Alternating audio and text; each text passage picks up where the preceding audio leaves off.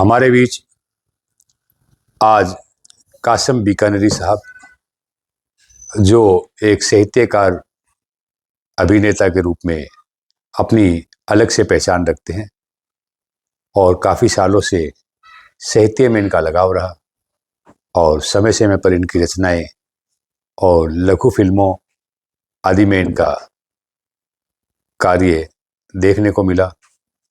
लेकिन इस बार सामाजिक सेवा में ये सदैव से जुड़े रहे हैं, लेकिन कार्यकारिणी का हिस्सा बनने से ये हमेशा पीछे रहे।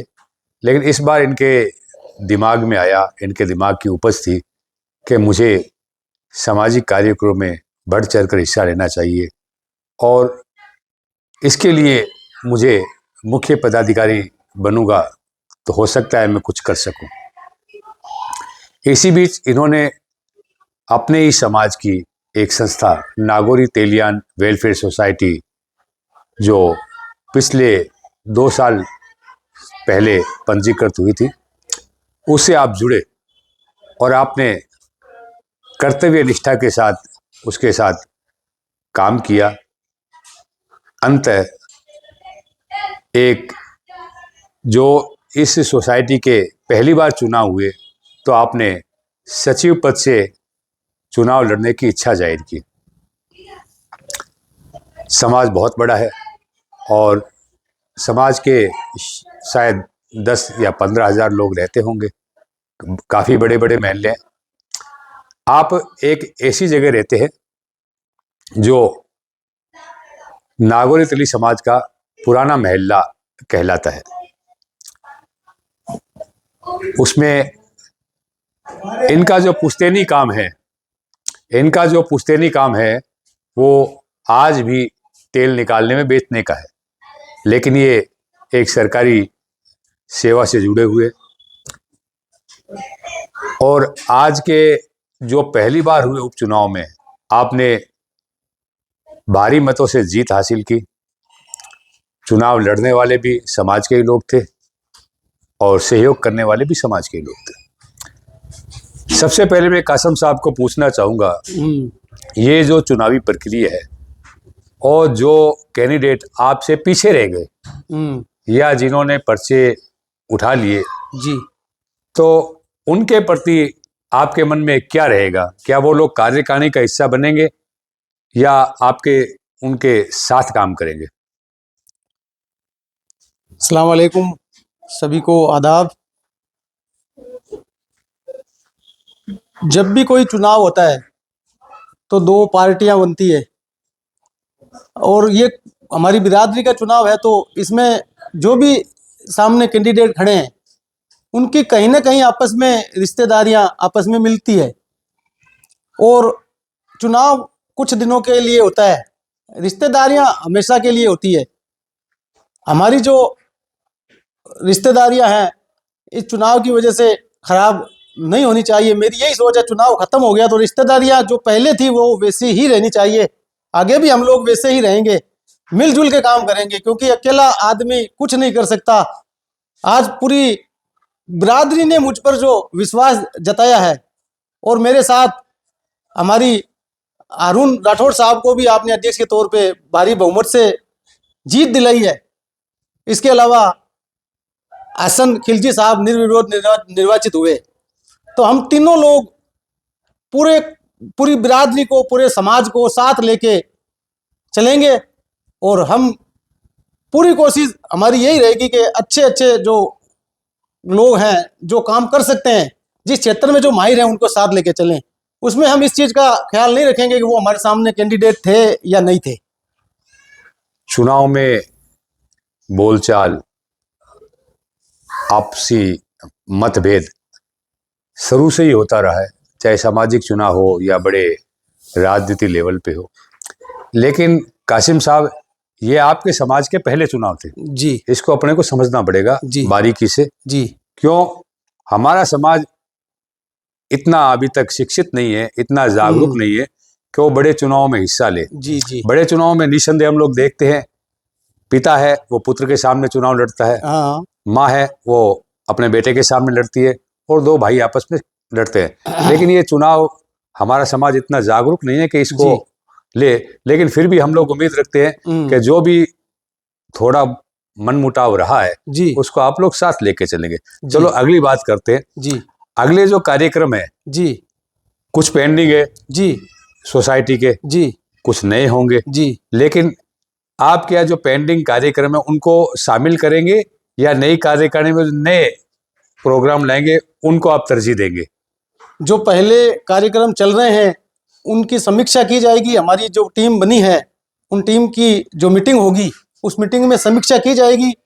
अगर वो हमें हमारी टीम को और या हमारे जो और साथी हैं जिनसे मशवरा हम करना चाहेंगे, अगर सबको लगा कि ये काम कौम के हित में, समाज के हित में, बिरादरी के हित में अच्छा है तो हम उन कामों को जारी रखेंगे। इसके अलावा अभी वर्तमान में जो SIR की जो प्रक्रिया चल रही है, खास तौर से उसमें डॉक्यूमेंटों के हिसाब से वो वोटर का निर्धारण हो रहा है, तो हम लोग नौजवानों की टीम को साथ लेके तुरंत इस काम में लगेंगे सबसे पहले।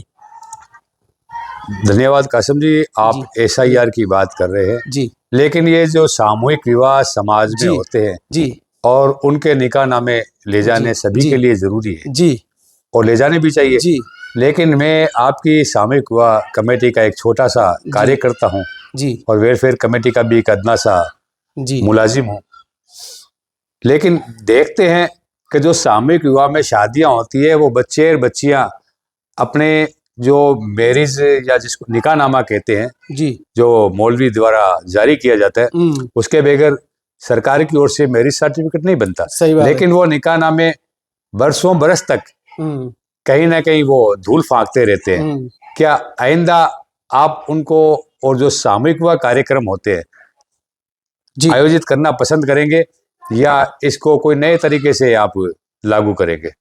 सामूहिक विवाह बहुत अच्छी चीज है और इसको हमारी जो है बिरादरी पिछले लगभग 23-24 सालों से हम ये आयोजन करते रहे हैं।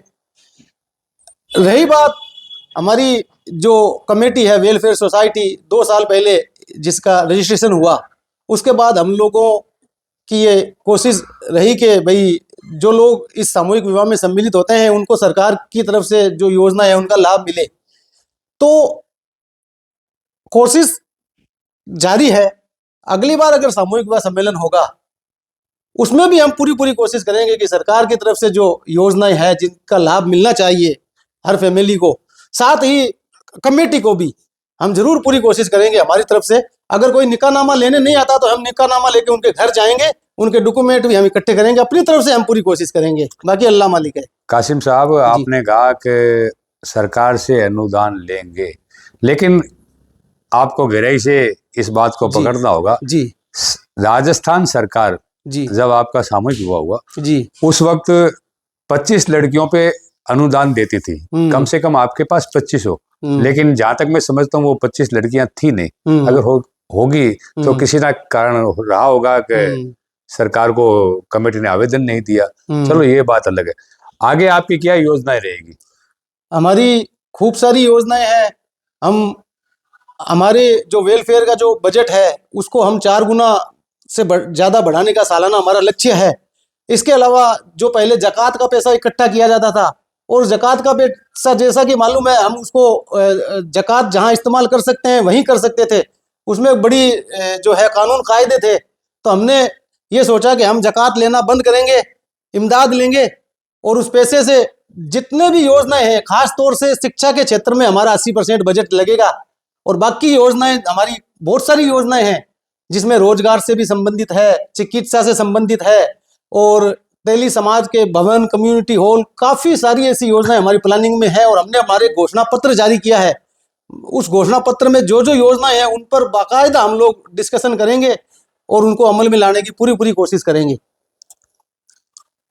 तो कासिम साहब, आपकी जो नई कार्यकारिणी बनेगी जी, इसमें अंदाजे कितने लोग सम्मिलित होंगे? क्या इसमें आप जो पुराने कार्यकर्ता है उनका अनुभव लेंगे या ज़्यादातर इसमें नौजवान साथी जुड़ सकेंगे, या आपकी क्या इच्छा रहेगी, आपका क्या संदेश रहेगा समाज के लिए? नई कार्यकारिणी की? नई कार्यकारिणी के लिए ब्लॉक वाइज कमेटियां बनाई जाएगी, जिसमें ब्लॉक के भी अध्यक्ष और सचिव और अलग अलग पदाधिकारी होंगे। इसके अलावा शिक्षा के क्षेत्र में हम अलग से जैसे मंत्रालय बनाएंगे, चिकित्सा के क्षेत्र में अलग बनाएंगे, वित्त के क्षेत्र में अलग बनाएंगे, अलग अलग तरह से हम अलग अलग कमेटियां बनाएंगे। और पुराने जो लोग काम कर रहे हैं उनके काम में अगर हमारी जो पूरी टीम बनी है वो टीम बैठ के फैसला करेगी कि हमें उस बारे में उनकी कैसी सेवाएं लेनी है। और अगर टीम हमारी अगर चाहती है कि हम उनकी जो सेवाएं वो जो दे रहे हैं वो सेवाएं अगर जारी रखें, समाज के हित में बहुत अच्छा काम हो रहा है, तो हम वो जारी रखेंगे। और नौजवानों पर हमारा फोकस ज़्यादा रहेगा, हम नौजवानों की ज़्यादा टीमें बनाएंगे।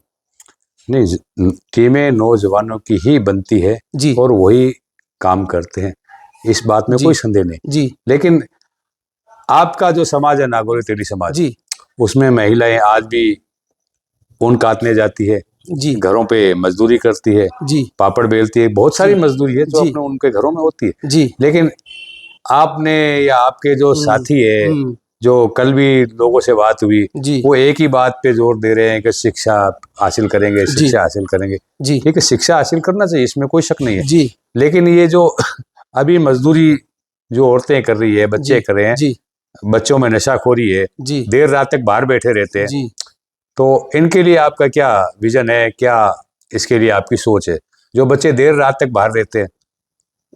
इस चीज को खत्म करने के लिए बच्चों को समझाइश की जाएगी, बड़े बुजुर्गों को साथ लेके उनके परिवार के लोगों से मिलके उन बच्चों को समझाया जाएगा। और जिस तरीके से भी उनको समझाया जा सके कि ये चीज़ें गलत है, इससे क्या क्या नुकसान हो सकते हैं, इनका हम प्रचार प्रसार करेंगे और पूरी तरह से कोशिश करेंगे कि ये चीज़ें समाज से खत्म हो। कासिम साहब, जहाँ जी तक मैं समझता हूँ, जी हम लोग मुस्लिम आबादी से आते हैं, जी घर में या 2-3 मर्द जरूर मिलेंगे, और सारे मर्दों की मैं 100% बात नहीं करता, जी अधिकांश लोग जी वो होटल पे चाय, बीड़ी, सिगरेट, पान, जो भी जो गुटखा है, उसकी आदत है। एक बंदा कम से कम 30 रुपए खर्च जी करता है, जी मिनिमम है ये, इससे कोई ज्यादा नहीं। और एक दिन के 90 रुपए खर्च होते हैं, जी जी और मंथली उसके 2700 रुपए जाते हैं। ठीक है। अपने को पकड़ना पड़ेगा 2700 रुपए। लेकिन शायद हमारे शहर में के आसपास 2700 रुपए मंथली की स्कूल बहुत कम होगी, जी लेकिन हम अपने बच्चों को जब तालीम के लिए भेजते हैं और मौलवी वो 100 रुपये मंथली मांगता है तो हम उसको दे नहीं पाते। और हमारे जो बच्चे हैं, हमें औरतों, वो तो औरतें बच्चे तो अलग है, जी सिर्फ 3000 रुपये उन लोगों का खर्चा है जो बीकानेर के क्या है, शहर के जो मुस्लिम आबादी है, जहाँ होटलें हैं, वहाँ वो कुछ टाइम के लिए जाते हैं। तो ऐसी जो लोग हैं जो फिजूल खर्ची कर रहे हैं, उनके कोई समझाइश का प्रयास, उनको बताने का प्रयास, क्योंकि ये नशाखोरी में नुकसान तो है ही, इसमें कोई लेकिन फिजूल खर्ची भी है। तो इसके लिए आप क्या कोई डोर टू डोर कोई इनको समझाने का प्रयत्न रहेगा, या सिर्फ जैसे सरकार लिपापोती करती रहती है, हमेशा काम कर रहे हैं, लेकिन आखिर में हो नहीं पाता? हमारी तरफ से पूरी कोशिश रहेगी, हमारी जो भी योजनाएं हैं उनमें से सभी योजनाओं पर एक एक करके काम होगा, और तन मन धन से हम जितना उसमें कोशिश कर सकते हैं सभी लोग मिलके, और पूरे कौम के, पूरे हमारी बिरादरी के सहयोग से ही ये सारे काम संभव होंगे। वक्त भी देना पड़ेगा, जहाँ पैसे की जरूरत है पैसे भी लगाने पड़ेंगे, जहाँ हमारे को कार्यकर्ताओं की जरूरत है कार्यकर्ताओं को भी साथ लेना पड़ेगा। सब काम सबके सहयोग से ही हो पाएगा। शुक्रिया कासिम बीकानेरी साहब, जी बहुत अच्छी बात कही, और आपको पुनः मुबारकबाद देता हूँ, शुक्रिया, बधाई देता हूँ। शुक्रिया। आप सचिव पद पे चुने गए। शुक्रिया। और कैमरामैन के साथ बीकानेर से अब्दुल रऊफ राठौड़, बीकानेर। शुक्रिया सभी का।